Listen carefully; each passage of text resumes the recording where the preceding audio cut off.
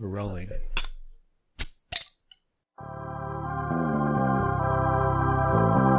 Ladies and gentlemen, put your hands together for Nerdbuzzed! Nerdbuzzed doesn't condone the consumption of alcohol by any persons under the age of 21. Please drink responsibly. Welcome to Nerdbuzzed, the podcast where we talk about all the nerdy stuff that we care about and drink a cool frosty beer while we're doing it. I'm your host, Marcus Ellinger, and with me as always, Jeremiah Johnson. All right, Jeremiah, we're on episode 79. Getting up there to the big 80. We are. On today's episode, we're finally going to talk about Abzu. It's been what is that? It's been the forever nerd play. Yes. And we're going to talk about Pom Poko. Yep. That was recommended by Josh. And I think I know why. Yes. I also think this episode might discover why I'm pretty sure Mario might have some pretty big balls. And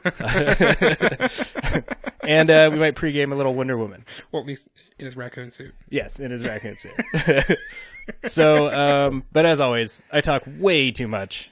And we go over to Jeremiah for the most important part of the show. My favorite part of the show. The beer. Yes. Today was your selection. It is the New Belgium. Not surprised by that in the least.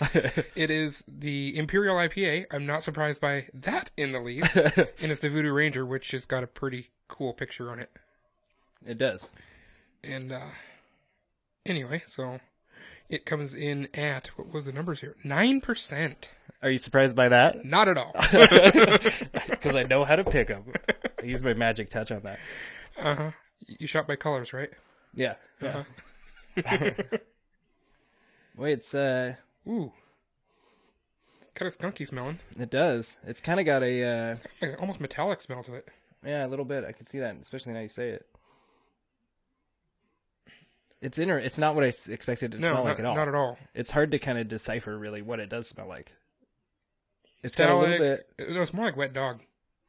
It is skunky. Skunky, I think you were spot on. It's a little skunky, which leads me to believe it's very light and very clear. Super clear, crystal clear. Kind of ambery, but still pretty light. I would say it might be hoppy from that smell. You think? Oh, yes. yeah. Very. I think this is going to have some serious hoppy. An Imperial IPA better be hoppy. That's part of the... Yeah. Part of the deal. Well, and I'm hoping not too sweet. I didn't really get a huge, malty. It's in there. A little bit, yeah. Oh, yeah, it's in there. All right, well, let's give it the real test. All right, to all the nerds. Through all the fuzz. Bottoms up. Let's get nerd buzzed. All right. That was a little lady clank. Get your fingers in the way. At least that wasn't my pinky.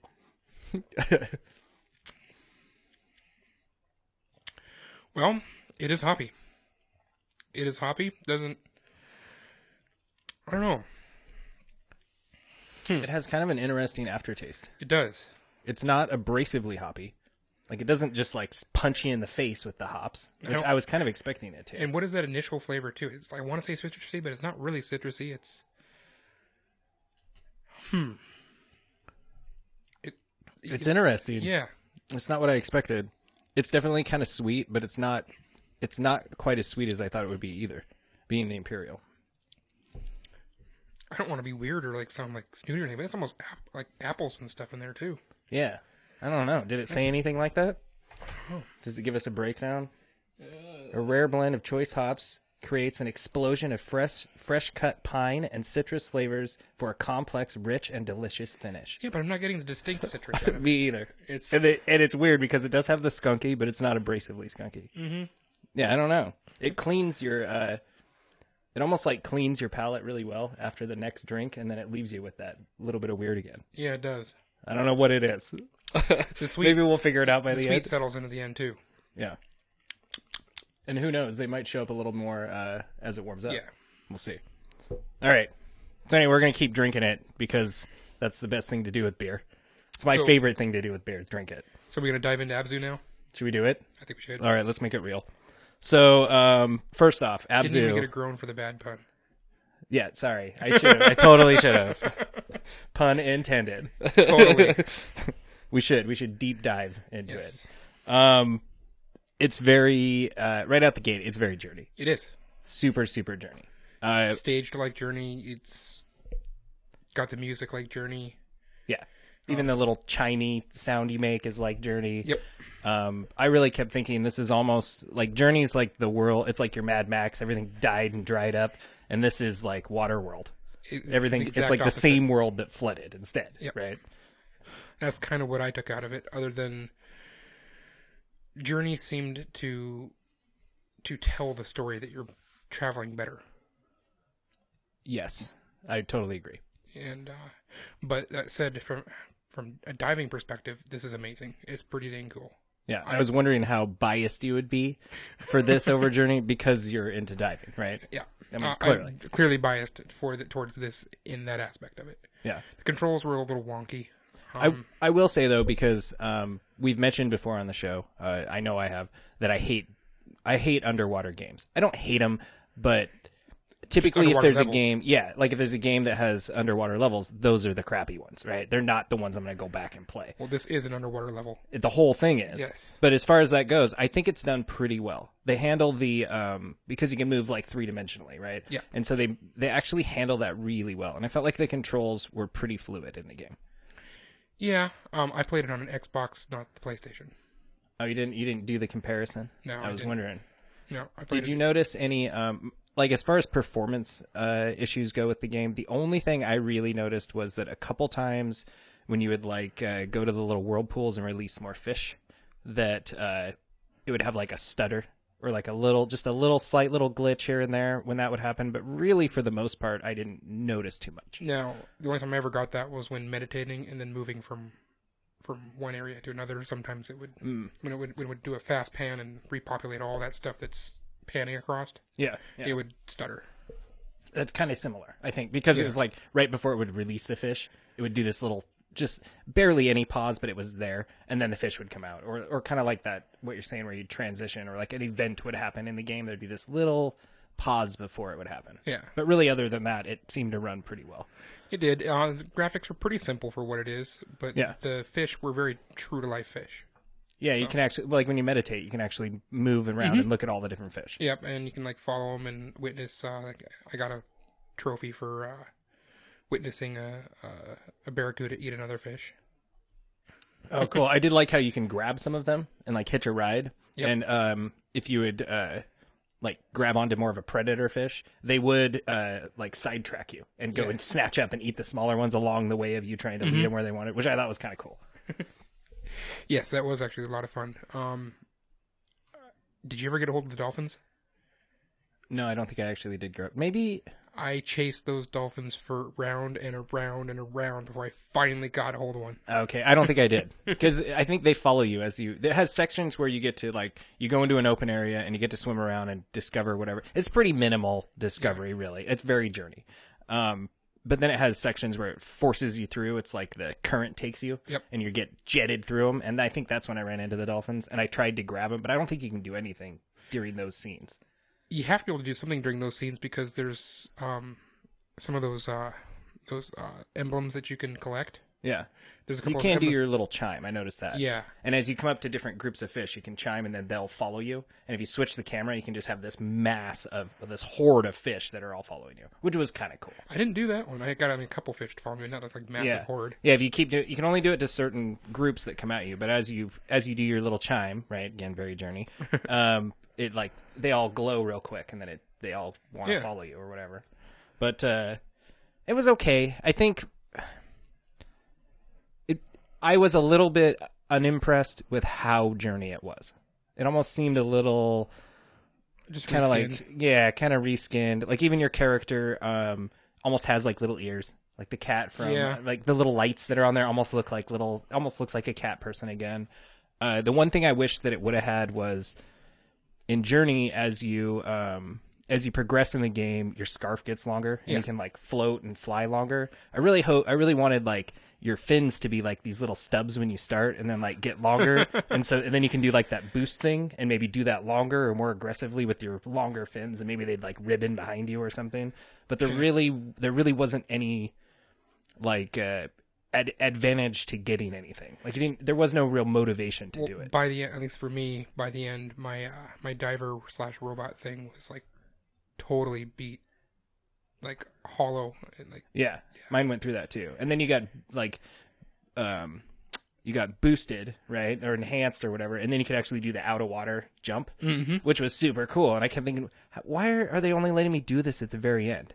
Like, I should be able to do that anytime instead of just the little head pop out. That would have been pretty sweet. Do that with some dolphins, right? Yes, that would have been pretty cool. I was a big fan of the swim forward and like kind of turn around and come back at the camera. It did that really smooth and well. It was almost a power slide, but not quite. Like underwater power slide. See, every time I did that, I instinctively would snap the other stick and try to bring the camera around, but I'm still holding the other stick for direction. That's why I was saying the controller kind of wonky, because all of a sudden it's like whoop whoop, and then also trying to chase it around. It was bad. Yeah, once it would hit a certain point, and then it would just kind of like auto do it for you. And when you tried to take over that, it would conflict with what it wanted to do, and I had some wonky. Yeah, that's what I was doing. Yeah, totally. Way more than once. Yeah, I just kind of like gave up on it after a while. I did a lot of things in the game, just for the sheer joy of watching the character do it. Right? Like there really isn't any story. It doesn't do the full circle like Journey does. Yes. I was kind of thinking that it would, right? Maybe that's too Journey. They don't want to directly rip it off, right? The guy didn't want to get in trouble from the other company. Yeah. Because it's not the same company. No, but it's not the same company, but the same developer or same creator. Yeah, yeah. Super obvious. Yeah. I did like the part when you like as you dive deeper and deeper in the game, and you came across the whales.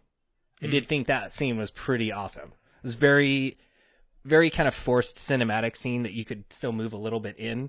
But like when it first came up on you, you just saw its big whale eye, and then it kind of came out as all the rest of the whales were pulling you down with it. I thought, this is actually really cool. And the game really picked up and got really awesome. And it was like almost ominous feeling, right? And then you had to walk out of water. Yeah. I hated that. And you don't really ever need to walk out of the water for any real reason. Any reason you had to, they easily could have just raised the water so you could have just swam to that spot, and it would have been the exact same game. Yeah. Right? Like there was nothing integral to the story or to any part of the game where you had to leave the water. Maybe it's just emphasizing that it's water, not outer space. I guess, right? Just to remind you that, like, hey, this part's really crappy. Now get back in the water, it'll look even better. I guess, right? Yeah. But I kept thinking, like, why even put this in the game? And then when I had to do it like 4 times, I kept thinking, all right, I'm sick of this. Like, just raise the water level, man. So that was one kind of issue I had with it. But maybe you're right. They're just trying to emphasize that the rest is cooler, right? I thought it petered out at the end, personally. Yeah, I was. By the end of it, I was playing it just to finish it. Yeah, me too. And I thought the very beginning was a little bit that way. I thought the very end was that way. Towards the middle, it kind of picks up, and then I really liked when it got kind of ominous, and I was actually getting pretty engaged in it. Yeah. And I would recommend anybody that plays it meditate on the meditating things, because you unlock what I'm assuming is like a quick travel to those levels. Okay, I meditated in every single one of them, but I didn't think about the quick travel. Yeah, I didn't do that, and then I kept going through screens, and I went to this. You can go to the options and bring up the different meditating posts. It'll be like this little grid that you can bring up. And I had all these that weren't filled, and I thought, man, there must be a ton of the game left. Like, I'm missing a bunch of stuff. And then I finished the game, and I went back to look, and all those are the meditating spots. But I think you can quick travel to the levels after that, if you have a favorite one or whatever.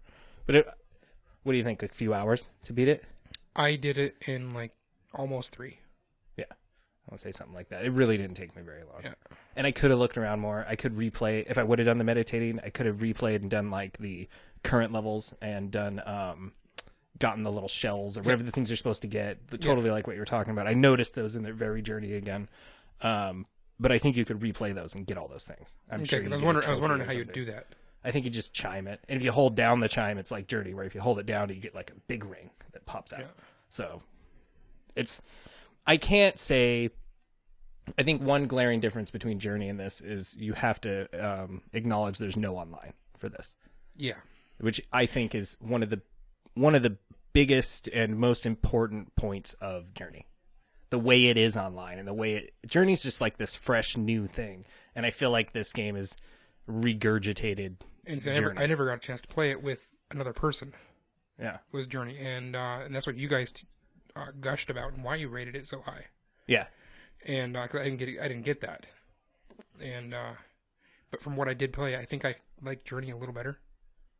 Oh yeah, I think Overall, hands down, so- Journey's like fresh and new, and this is it. I'm not saying it's not a good game. I mean, I think it's awesome we got it for free, and that it was a PS Plus game. So kudos to them for picking it. It's a quality game for sure, right? Like it runs pretty well, it looks good. It's got some cool visual stuff that kind of goes on, very stylized. I'm a sucker for that. Some of the music things I thought were kind of weird. Like some of the, like I've never been scuba diving, but I'm assuming when you're scuba diving, it doesn't sound like you're on like this African safari with like monkeys in the background and like all these other things. When you're scuba diving, there's always this like little weird Just little taps. ticks. I mean, and I think what that is sonars or like depth finders and stuff like that for stuff that's out there. It's always just like white noise going on, which is just all your. I don't know what to say. It's just this little kind of just white noise hiss is always going on, and then every noise you make just is like amplified in your head. Yeah. So. That's kind of what I assumed, right? It's like when you stick your head underwater in the bathtub even. It's like you can hear all the noises going on in the house, but they're like kind of these like weird echoey sounds, right? It doesn't sound like a jungle. Everything sounds like it's coming from right there in the back of your skull. Right between your ears, right dead on your head. That's where everything sounds like it's coming from. Weird. Huh. Next time you stick your head underneath the water in the bathtub, why don't you just take a listen and see? Take a listen and see if that's where it is. I'll have to make sure to lift it off the bottom of the tub. Because it's not like I have a deep soaked tub. Wish I did, but... So I don't know. What should we throw a score on it? I'm going to give it a 5-5. A 5-5? And we looked at Because our last scores. What were our last ones? I was 6. And I was an 8-5. So you went down half a point. Yeah, because I can't... Like I said, I like Journey better, and since I played Journey the same way I played this, I can't give it a better score than... Yeah. If you would have played this first and then played Journey, would they be more equal? I don't know. I probably was still giving Journey more. Yeah. I'm going to give it... Man. I'm going to give it like a 6-5. 6-5? Yeah. All right. I think it's worth playing, especially because it's free and it's quick. I think that's an admirable beer's already working. Yeah. Quality of the game. I think if the game would have been much longer, it would have felt monotonous and gotten really kind of dull. Yes. Right. So it had qualities that I like in a game. I was trying to think of if I lost anything or forgot anything.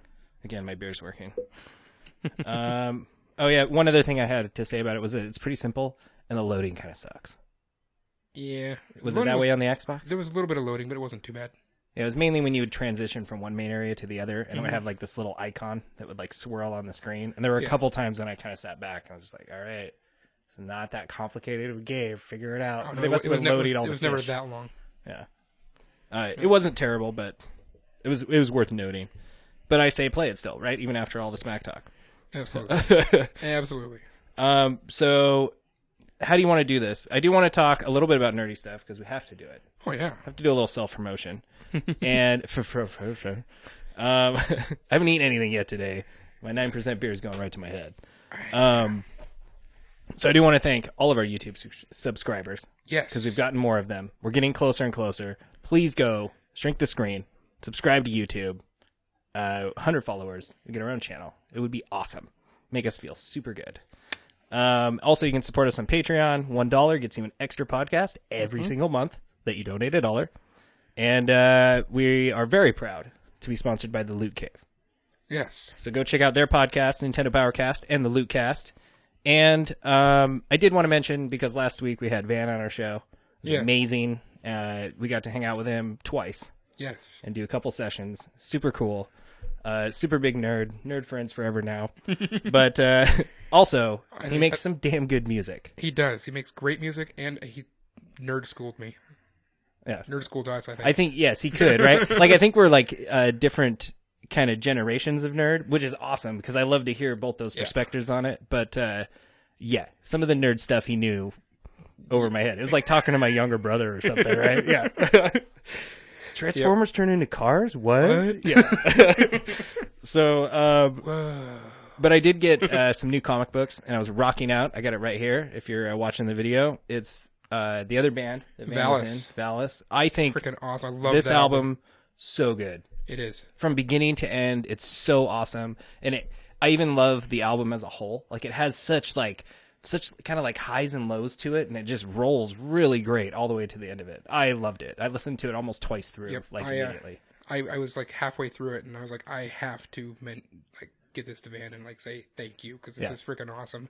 So I did it through Dina. I messaged Dina and said, "Tell Van I'm rocking out to this. This is awesome." Oh yeah, it is super super good. It's right up there with Dust for me, and the one track from Clairvoyance. I like the rest of Clairvoyance too. I don't want to diss that album. I think it's great, but that track is money. Go spend the $199 or whatever it is for that. At least that track. But that album, Valis, Minds Through Space and Time, I totally recommend it to people. It's really, really good. Again, it has that feel that's almost like, just kind of that raw in the moment. Like that album just happened. Yeah. Right? Totally feels that. Yeah. And I love that about it. So I recommend that. I did that while I read, some new comic books, The Button, nice. which is like this sweet Batman Flash crossover. And The Button is, the comedians from Watchmen. A little yellow smiley face with the blood. Yep. And apparently, I haven't gotten all the way through it yet, but apparently Mr. Dr. Manhattan has been the one that triggered this whole twisting and rebirthing of DC. And so that's all going to culminate in the end of this Button series. So I'm actually pretty stoked about it. Yeah. And they totally cross over. You got to. So is that Dr. Manhattan triggered the New 52 or? I think maybe there's potential that he did all of it. Like from the beginning, he caused these branching of all these different, of Infinite Earth and all this stuff. I don't know. I haven't gotten that far yet, but that's what I've been reading when I've been doing my Googling and whatever to figure out what the hell's going on here, right? But that's what I come up with so far. Crazy. So I'm really curious to see how that ties in because I'm a huge fan of Watchmen, movie and comic. I have not read the comic. I've picked up the book many times. Haven't pulled the trigger. I need to do that. Yeah, it's got that kind of. It has the older comic feel, right? Like there's a lot more of the, which was something I wanted to mention about these new ones. It has a lot of those little boxes that are like internal monologue stuff, as opposed to just dialogue boxes. But it's very old school that way, right? Not so in your face action shots all the time. Mm-hmm. This one references all these things in past comics. The Button, the one I'm reading now. But it doesn't give you the comic that it's referencing to. And I'm really kind of bummed about that because there's things in it I want to know what happened, and I have to sit there and Google and try to figure out what comic that actually goes to. Really? And maybe it doesn't, and it'll like explain itself in the next issue. So I'm not sure yet, but there's only 4 issues, so they better like start explaining something because I've only got 2 left. So I don't know how it's going to work. See, that's something, being a relatively like new comic guy, I've totally appreciated is the referencing to other things. Mm-hmm.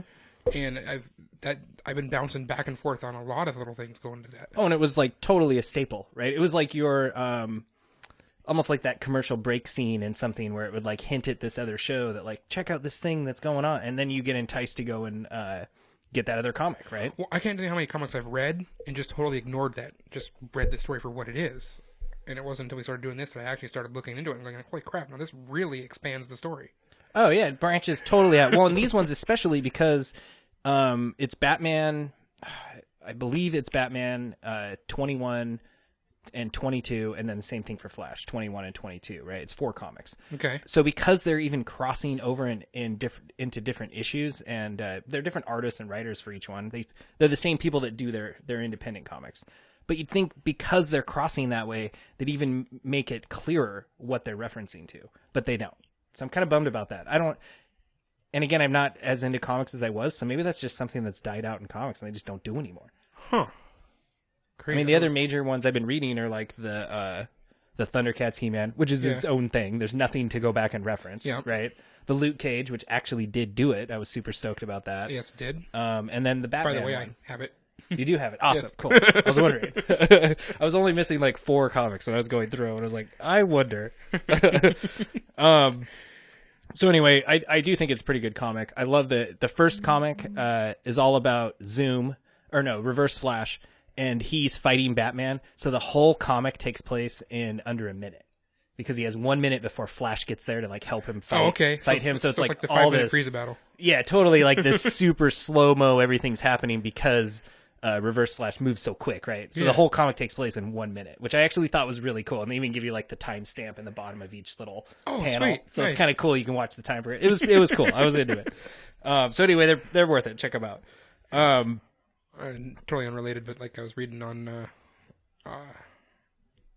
a little article that was saying that in the Teen Titans, Deathstroke's got a new suit Really? In the Yes. comic books? in the Teen Titans universe. So I don't know if that's in the comic books or is that just animated. Yeah, I don't know. But I think it's the animated side, and they Excuse me. he's depleted Wally West, both versions of Wally West, of his powers, and now has a speedster suit. Really? Yes, so Deathstroke is now a speedster. That's my one complaint about the Flash series, is that every person in that series is tapped into the Speed Force. Yep. I don't know how much Speed Force is out there, but the rest of them got to be slowing down or Well, something Wally West doesn't have the Speed Force now because of Deathstroke. interesting. He stole his power. And And he was already like this super fighting badass, so Yeah. who knows, right? Well, real quick, should I touch on it? I have a couple game delays that are relevant to us and to everybody else out there. I've already heard about these. And I'm actually okay with it. I'm okay with the Red Dead. South Park, I'm kind of worried about. Really? A little bit. I mean, think are so? we going to start down the same path we did the last time? Get it in another But 10? wasn't that such a It was sweet awesome. treat once you got it? It was awesome. I'm not going to lie. It was awesome. Okay? And you can still pre-order, at least as far as digitally. I've heard that there's a couple different tangible copy sources you can go to where maybe you can get the code still, but you do get Stick of Truth as a free download, which that's a pretty sweet incentive because that game is so good. It is. It's on the list of like other media translated to a game. It's way up there. Role-playing games, it's way up there. South Park in general, it's way up there. So many things about it are good. Open this for me. Show me how it's done again. Oh, nice. Like a man. I just got to do it like a man. That's the problem. So you're kind of funny. You're talking about I made totally made a Stick of Truth reference at work the other day. Did they get it? No. The guy's like 55 years old and totally not a nerd. But Just a little personal chuckle. but he was describing our boss and how he is with his boss. And I said, "Oh, that sounds like the Mr. Slave Summon in Stick of Truth." Yeah, nice. That game is so good. It's so offensively awesome. It is. It really is. So then he asked me what that was, and I had to find a picture on YouTube or a video on YouTube for him, to which he was utterly disgusted. Well, what do you should we just talk about our Pom Poko? Should we just get that out of the way? If we got some time, we can pregame some Wonder Woman. Okay. All right, because we're really, the producers will get mad at us if we go too long. So Pom Poko is I never know if I'm saying it right. Is it Ghibli or Ghibli? I believe it's Ghibli. So Studio Ghibli. Studio Ghibli. For all intents and purposes today, it's Ghibli. Okay. And it's one of their movies. If you've seen any of their movies, you know what it's going to look like, right? Yes. As far as just the movie in general goes, I think we were kind of talking. I thought it was funny right away you mentioned Fern Gully. Yes. It's so Fern very Gully, Fern Gully-ish. right? Fern Gully-ish. It saved the Japanese. It's not a rainforest. Stop human expansion. Yeah. Save the Right, so the animals can live and whatever. Right, very Fern Gully. Of Yes, but course, half the people probably never seen Fern Gully. That's like either. a Studio Ghibli staple too. Yeah, it's the nature, respect nature, and nature's alive, and Yep. right, they always emphasize that stuff. Yeah. So this does also, and Josh, one of our favorite guests. Yes. So the guest we've had the most. I'm a big fan of Josh. Yes. And he recommended it to us, and I get the impression I know why. And What happened to do with the raccoon sack yes, yeah. So or pouch or whatever it was? it's very cutesy, very Studio Ghibli. We decided Ghibli, right? Yes. Studio Ghibli. But every male raccoon has these very distinct ball sack Yes. in it. So even when it's not exaggerated, because they get very exaggerated Yes. as the movie goes on. They do. But Only for one scene. there's a couple scenes. Okay, yeah. Yeah, there's multiple scenes. But it's okay when they're like in the distance kind of and talking. You'll see these little, it looks like a little W on the bottom belly of all the dude raccoons, right? They're little balls. Yep. And it's kind of fine when they're like back in the foreground and they're like chatting. But every time that happens, there's like raccoons in the foreground that are scampering along. And it's like from like nipple to knees is when they run by. So you get this big bouncing ball sack in front of you on multiple scenes. That is what I thought was hilarious. It's like, really? Like, I get that they're in there, but you have to make them scamper in front of me with them bouncing around. Yep. It's like, oh my God. And they're much more detailed too when they're yes, right? But it's totally like a family friendly movie. It's not perverted in any way. No. But there's a lot of I guess it's a mistranslation, right? So I looked into this movie. I guess first off, just the movie in general, it's okay. Yeah, it's not great. It's a kids movie. Yeah, I don't think anybody needs to race out and watch this movie. Clearly, Josh had us watch it because of all the balls that are in the movie. It is because of the balls. Yeah, not because he thought this was a great movie. So the movie's okay, but I appreciate the art style. Like, I like that it's actually hand drawn. It doesn't look. There's not a lot of it that's computer done, which is great. So as far as all that goes, it's fine. But the balls, lots of balls. And so I had to look into, like, what the hell is going on here, right? Like, why are there just blatant balls in this movie? And balls grow so big that they are like beanbag chair size. What about when they're parachuting with them? Yeah, right? Like, they get huge. And they literally swing it over their shoulder and swing it back as a weapon. Yep. Yeah. It's pretty crazy. I was like, really? This is all just... What is going on? So I had to look into what the hell this all means, right? Yeah. And so apparently they're not raccoons, and that's a mistranslation, right?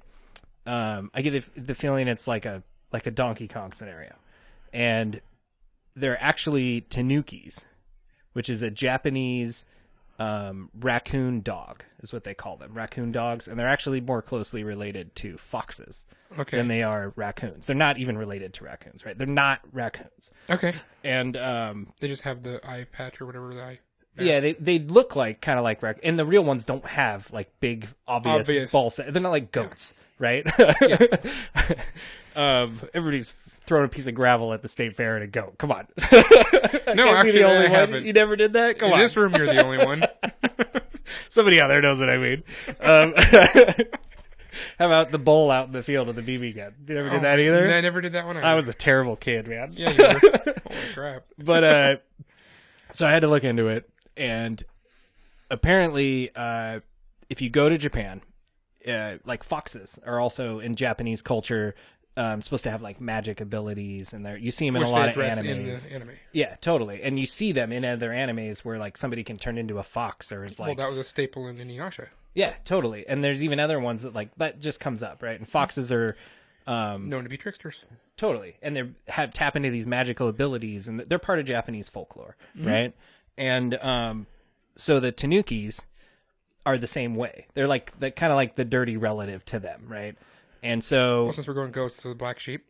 Yeah, right. Oh, okay. Yeah. But if you go to Japan, apparently there's a lot of these statues where they are totally sitting on their big balls and they're out in front of all the businesses because it's supposed to represent fortune and good luck.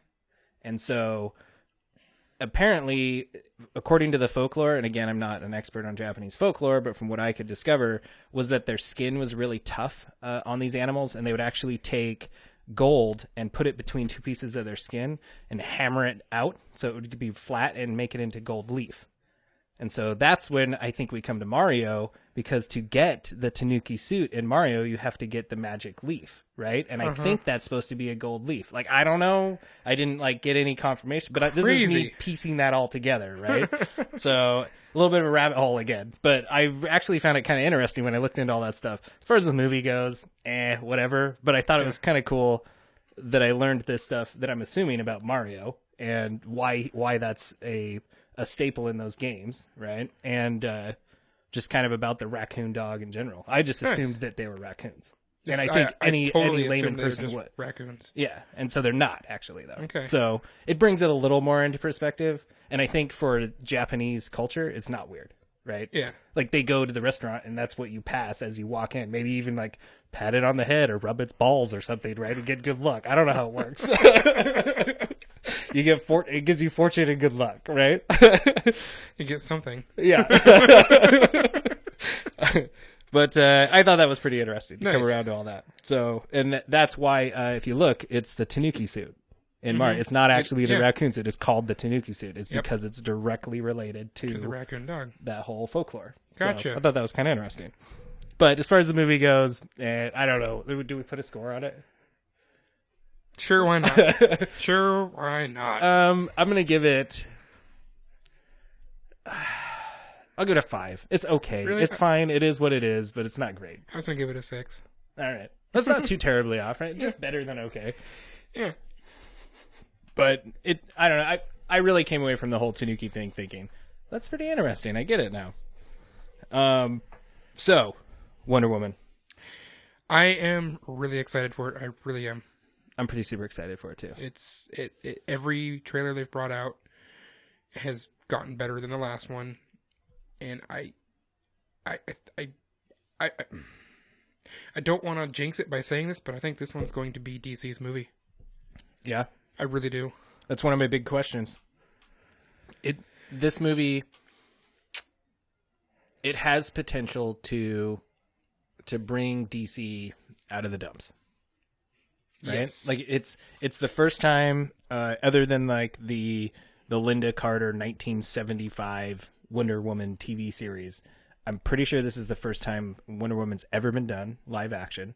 So they're not like Superman and Batman.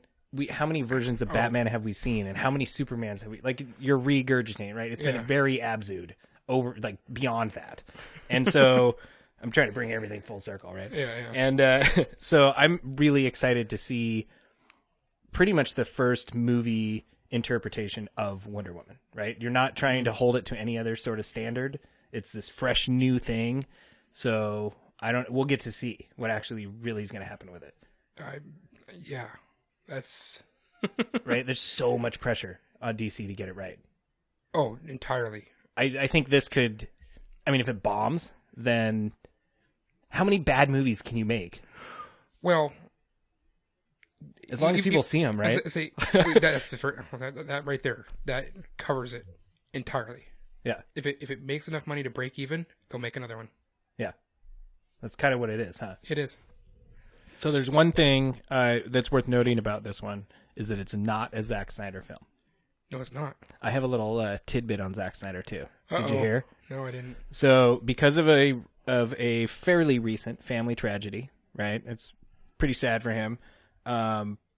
He's going to step down from Justice League, and he was going to try to stay in the game and finish it and do everything. And I guess 99% of the movie's done, but there's some post-production stuff that needs to be done. They have to refilm some scenes, and just kind of for continuity and whatever reasons. Guess who's stepping in to take over the reins and finish it? I'll give you one guess. Is it Joss? It's Joss. How stoked are you? Yeah. You wanted to say it, but you were afraid. I could tell. It's totally Joss Whedon, and he's going to come in and direct the extra scenes. Traitor, he's but totally I'm going to so do happy it. he's a traitor. Right? Oh, me too. Well, and to be fair, we rag on the DC movies all the time, right? And we talk a bunch of smack, and that's because they deserve it. But to be fair, I love DC.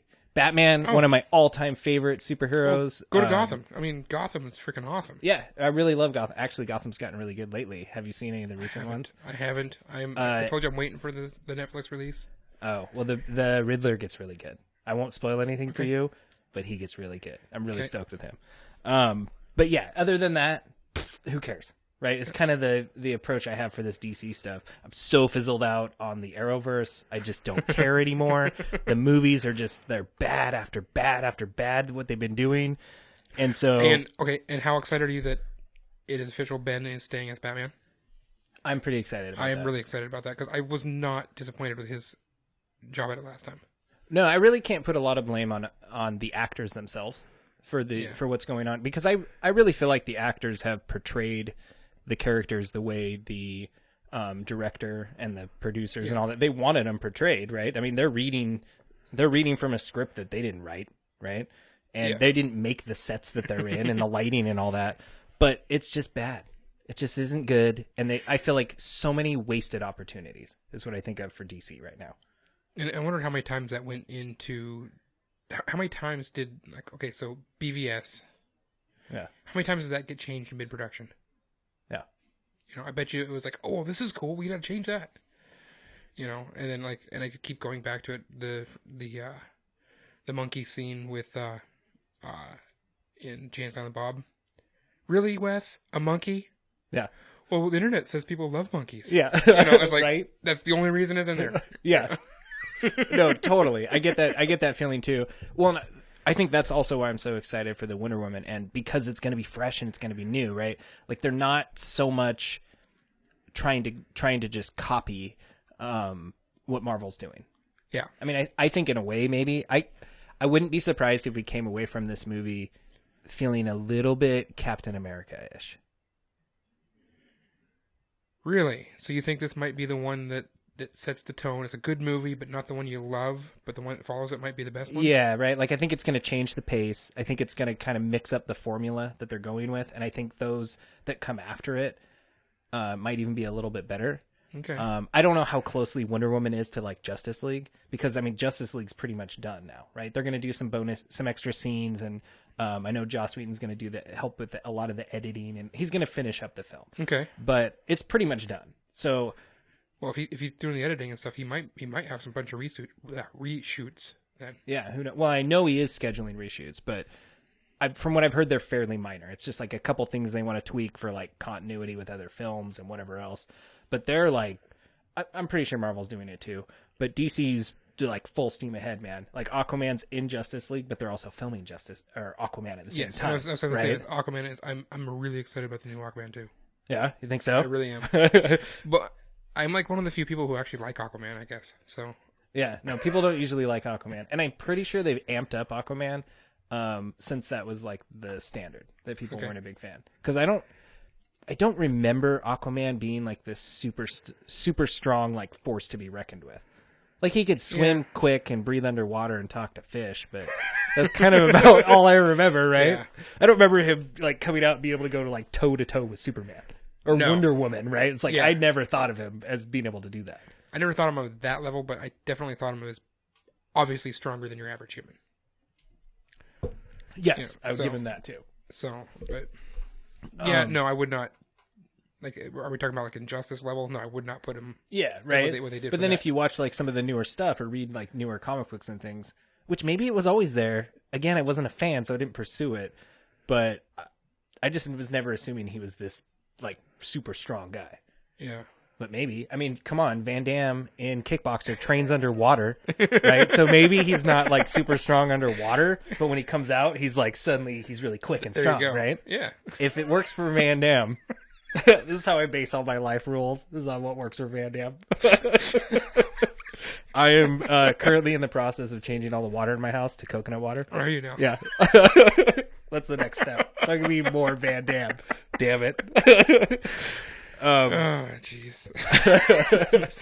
Don't get the sweetened. You want all natural coconut water. Okay, yeah. I want to come out all sticky. Exactly. Yeah. Next week on the show, we're going to go see Wonder Woman. Yes, we are. We're going to talk all about it. Mm-hmm. And I'm really hoping good things for it. I'm really excited. Oh, I am so beyond excited for it. It's the director for it, I mentioned, is not Zack Snyder. It's Patty Jenkins, and she really the only movie that she has, at least that I could find, right? Like her claim to fame is the movie Monster. Did you ever see the movie Monster with Charlize Theron? No. It's the one where they made her up to not be pretty at all, and it's like this down and out chick. It's kind of like this depressing story. And I'm amazed I haven't seen it because like Charlize Theron is like huge for me. Yeah, well, she's not the typical version of her that you would think, right? Not Furious 8. But like I remember watching, which is the version that I'm. Well, yeah, right. It's the one that we all think of, yeah. But in this one, yeah. Anyway, I think it's a good movie, right? But it's like a real movie. Oh, how cool if they would have tied that to her as like an Italian Job.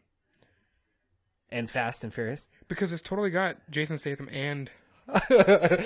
Maybe you just did. Oh, maybe. Yeah. But no, I'm just saying, how Somebody cool... owes you credit. How cool would that be if they did a tie-in? Just like a little cameo appearance of other characters. Yeah. Or if she would have just even driven a Mini. Yeah, exactly. Right? Just something. Just some little thing in there. Yeah. The other thing that that Patty Jenkins did was the killing. Or had Seth Green piloting the jet. Yeah. That Right. Cool. Yeah. Which was a TV series about Seattle cops that and a murder mystery, which me and my wife got way into and actually really enjoyed it. So I'm curious to see how much of that stuff is in there. Both of them are kind of like dark, ominous tones, though.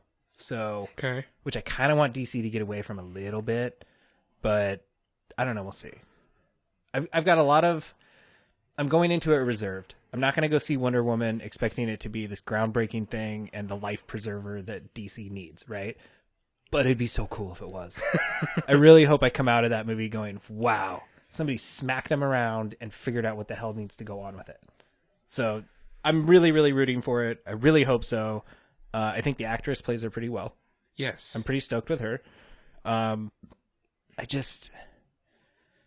a little worried because I even think Marvel has taken the route of getting away from the solo movies, and almost every movie that comes out now for Marvel has another hero in it, right? Yes, it does. Like in some way. And I know that there's a lot of people chomping at the bit for like a Black Widow movie, and like for them to have this for Marvel to do a female lead, right? Yeah. And I know that the Captain Marvel's coming out. But I think that some characters, they're just kind of like the Hulk. Like they need to just be that supporting character, which is fine. I don't want a solo Hulk movie. I think that movie, no matter how you do it, is going to be garbage. We've had 3 of them. Yeah. And then which one's good? Huh? Yeah. Like they're The Avengers. Yeah, right. That totally. And I think Ragnarok will be good, but again, he's like a supporting guy. It's the way I want to see the Hulk. Have somebody else there to drive the story and the other parts forward, and then let Hulk smash. Yes. Right? That's what he does. Let him smash. I just don't want to watch 3 hours of Hulk smashing. I want some motivation for his smashing, right? Exactly. Yeah. Except for in the Hulk movies, they didn't really give good motivation for it. Yeah. So I give credit to DC because I think it takes balls to do a movie with a hero that you haven't done before. Mm-hmm. So there's nothing to like kind of model it after other than your other solo movies, but to also do it as a female lead, which is also by neither side been done really.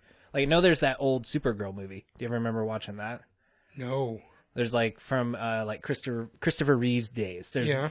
If I remember right, it's only one. And I used to have it on VHS, right? With I've never commercials seen and this. everything on there still. I really don't think I've seen this. I just remember as a kid, I thought she was cute, so I watched it. Cool. And she's superpowers, right? Which were always also cool.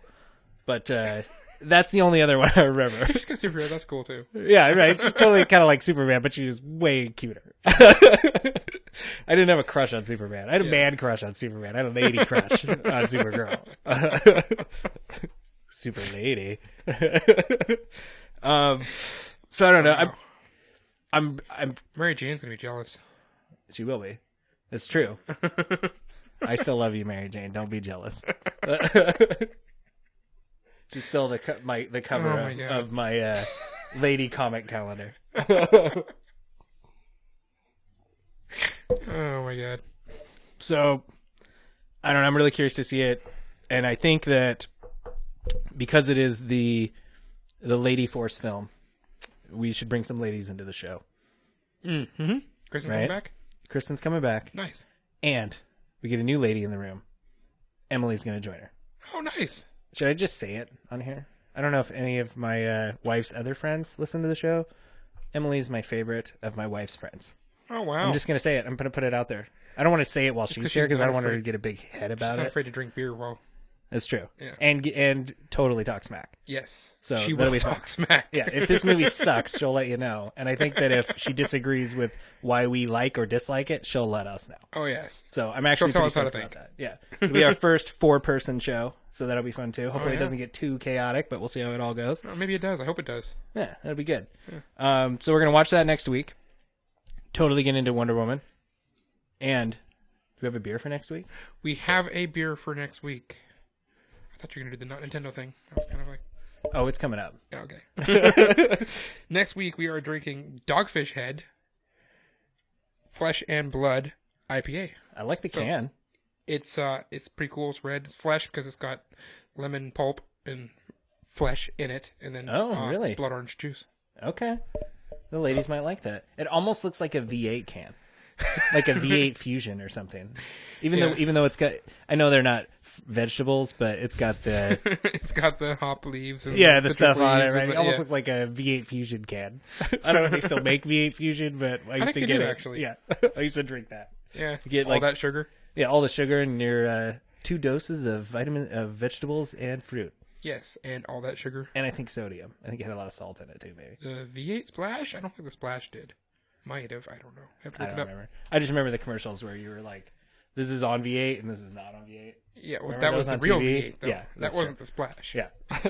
Because the Splash splashed. Yeah, that's true. So one is like, one you're this way, and the other one you're like this, but with tank top and flip-flops. Yeah. Yeah.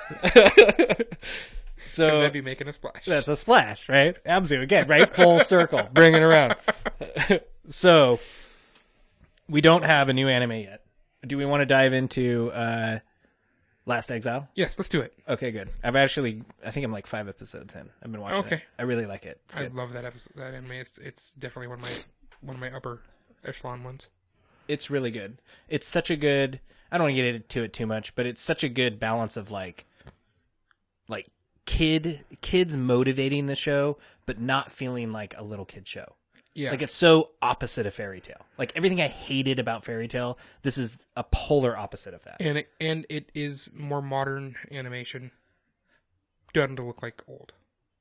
Yeah. And it done a good job of it. And I appreciate that a lot. And I'll have to look at the date of it, but I want to say it's got to be close to that, like, maybe after Cowboy Bebop, but it's got to be like after Cowboy Bebop. Within that range, excuse me, a little bit. Okay. Because it has computer animation in it, but it's done very tastefully. Yes. It's not overdone. It's really good. Very balanced. The only overdone, well, we'll get to it. We'll get into that when we... As we keep watching it. I'd like to watch the whole thing. We'll get refreshed. Hopefully by the end of next month, we'll get all that done. As far as our nerd play, I don't have one yet. As soon as they announce them, I think we'll be able to pick one next episode. But as far as what's coming out next week that you should care about, we already talked about it. Wonder Woman, go see it. Comes out on Friday. We're going to go see it and talk all about it.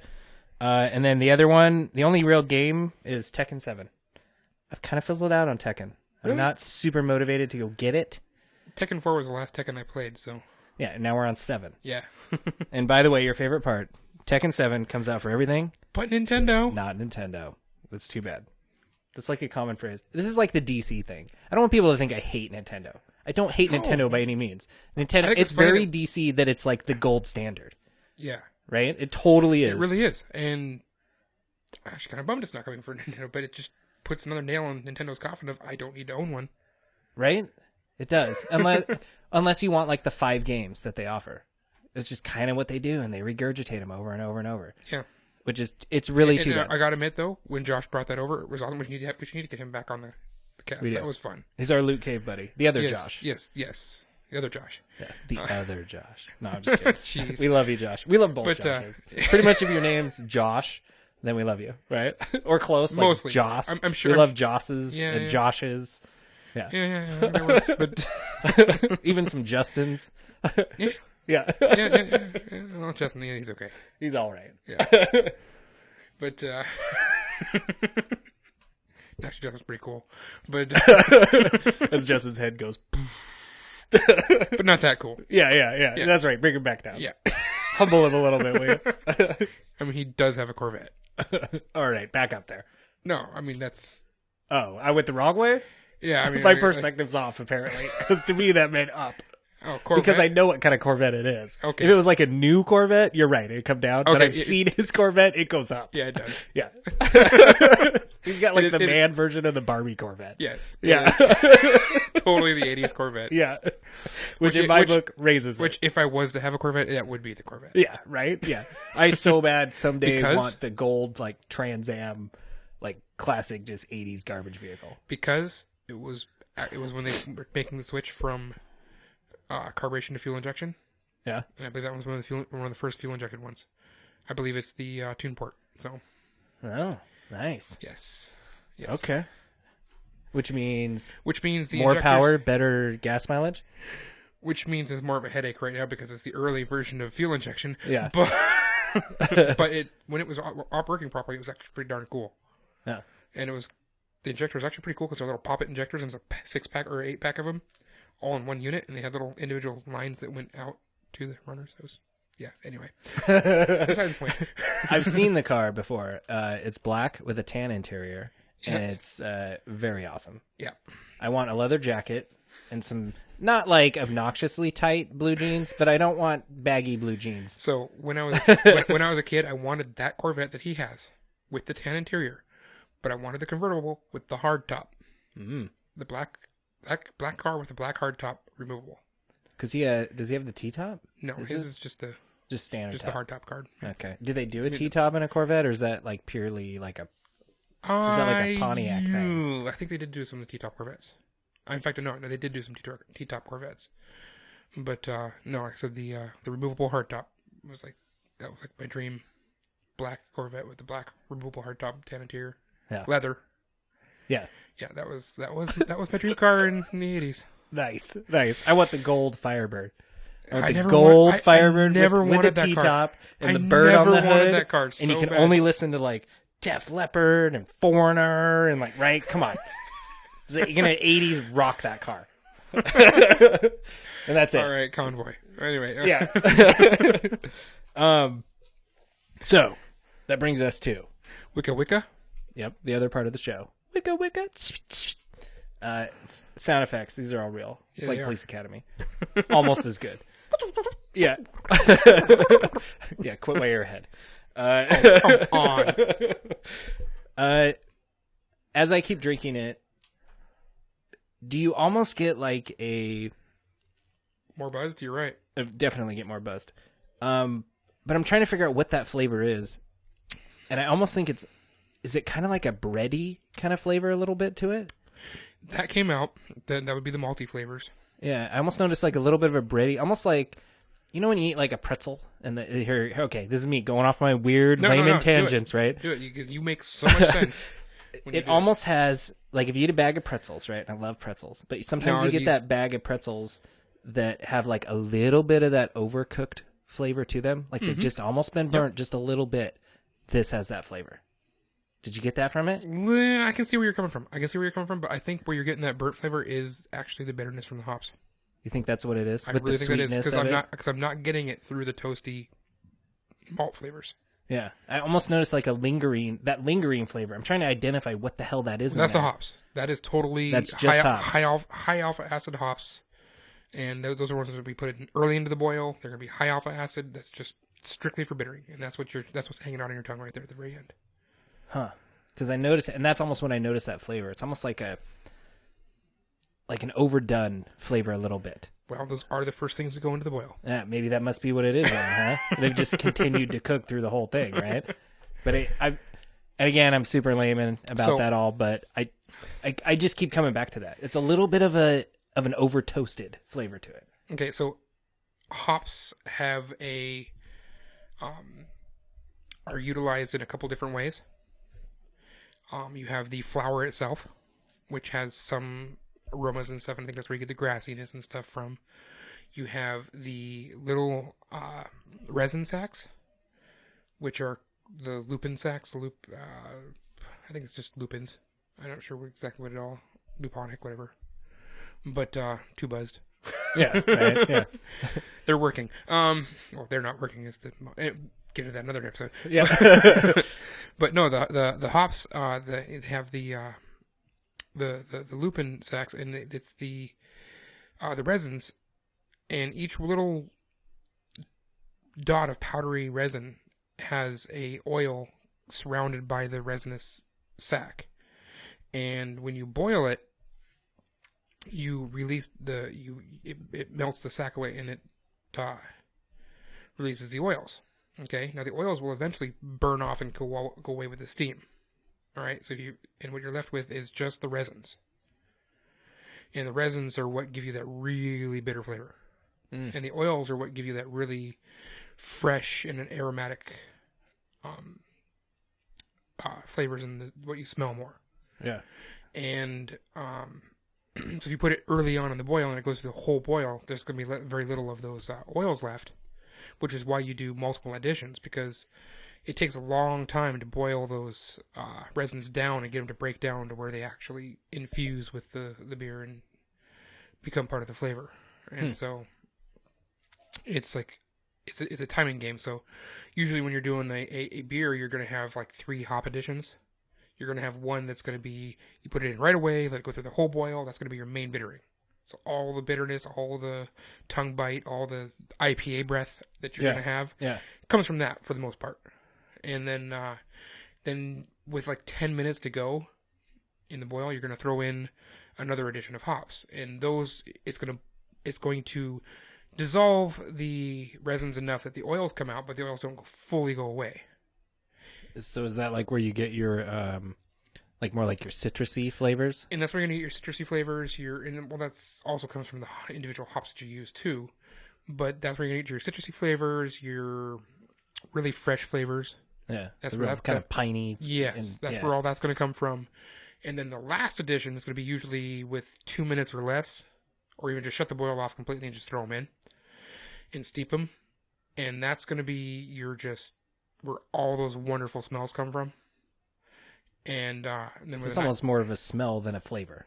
Yes, that's going to be mostly for almost zero flavors coming for that. It's going to be almost entirely aroma. So based on everything you just said, would you assume that this one has less of the after hops then? Like, are we tasting probably more flavors? I think you're going to have just as hops? much of the after hops because you get a lot of that aromas and a lot of the flavors, but they're going to put a bigger addition of the bittering in, which is going to give you that good sharp bitter bite. And you have to when you have a bigger beer that's 9%. Yeah. To counteract the sweet. Yeah. Which I think actually it does have a little funk, right? Like it totally does.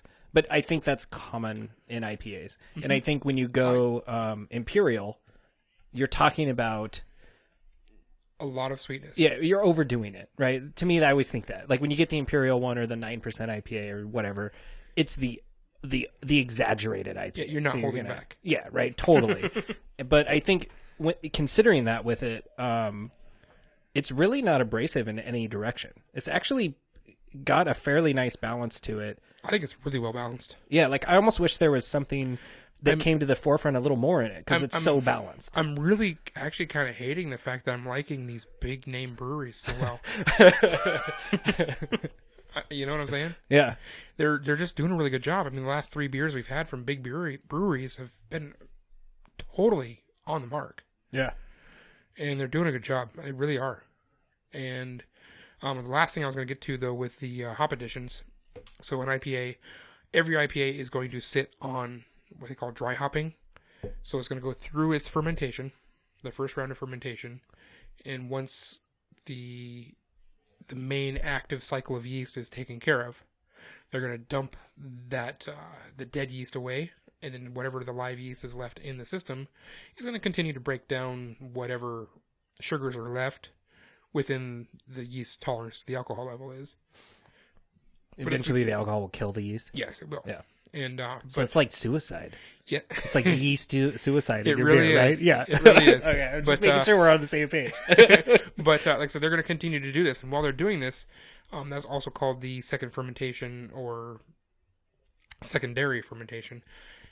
That's when they're going to throw in, if you're doing a fruity beer like a lambic or something, they're going to throw the fruit in then. Or if you're doing a citrus-infused beer, you're probably going to throw the citrus in then and whatever. That's also when they do what they call dry hopping. And they'll throw a whole mess, and usually a lot of them, hops in. And they'll just sit in there for a few weeks, sometimes, in there on the cool beer. And it'll slowly break down the resins, but not fully. And you'll just get those fresh oils and and that's where you just get that with an IPA. That's where that just super, super hop aroma hits you from the dry hopping. So I would say as I keep drinking this one, I do get a little bit of the piney that kind of lingers. Yes, that has definitely grown with it as it's gone. Yeah. And it is a little more malty. The malties kind of come out a little more. Again, as they warm up, the crisp kind of goes away, right? A little bit, yeah. Yeah. And the malt definitely comes out. Yeah. Definitely more. The malt flavors grow as the temperatures come up, which is why I think the barley wines are so much better warm.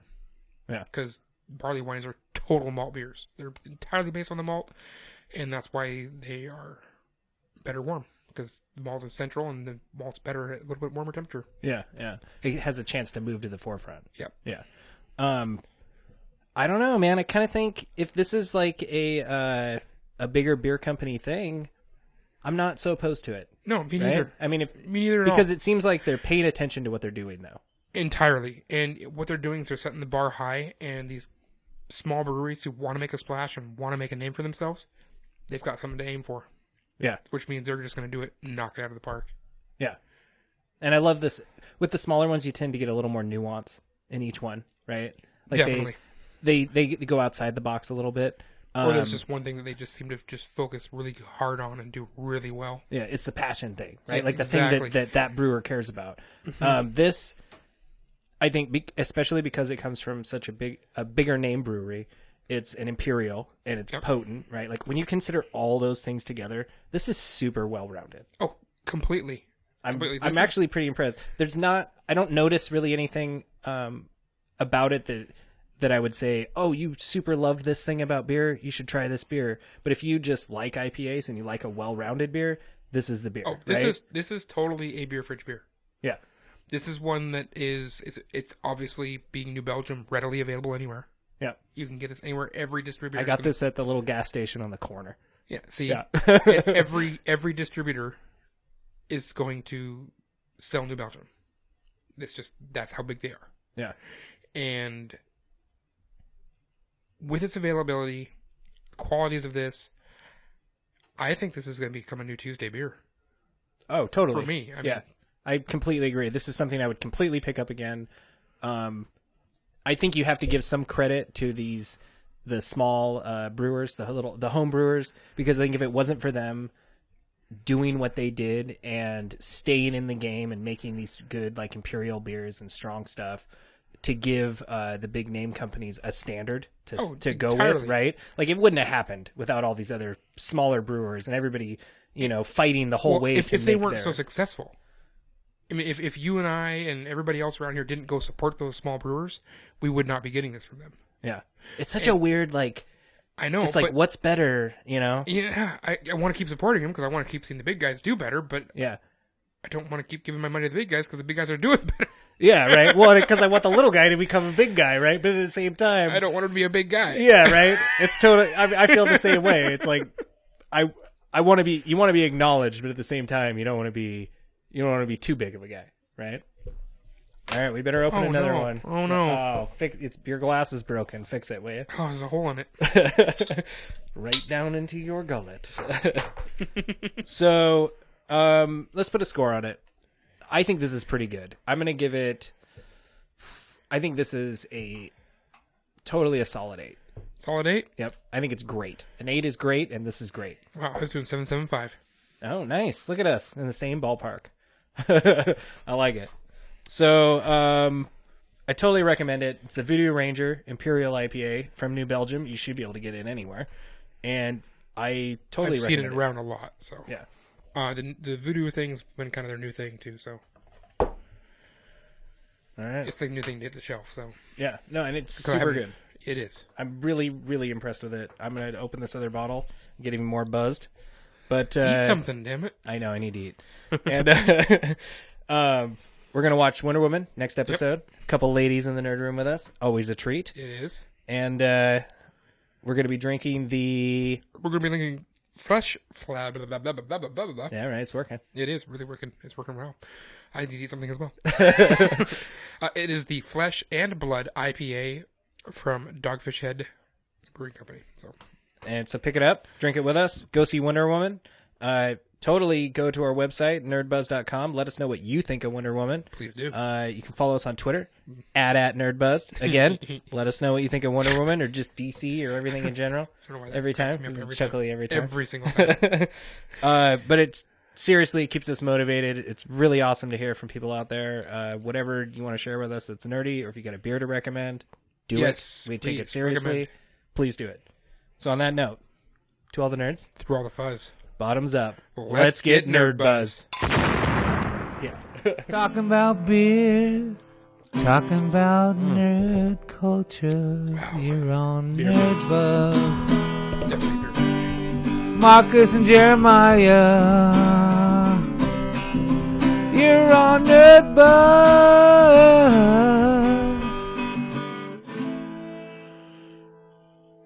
Let's get Nerdbuzzed.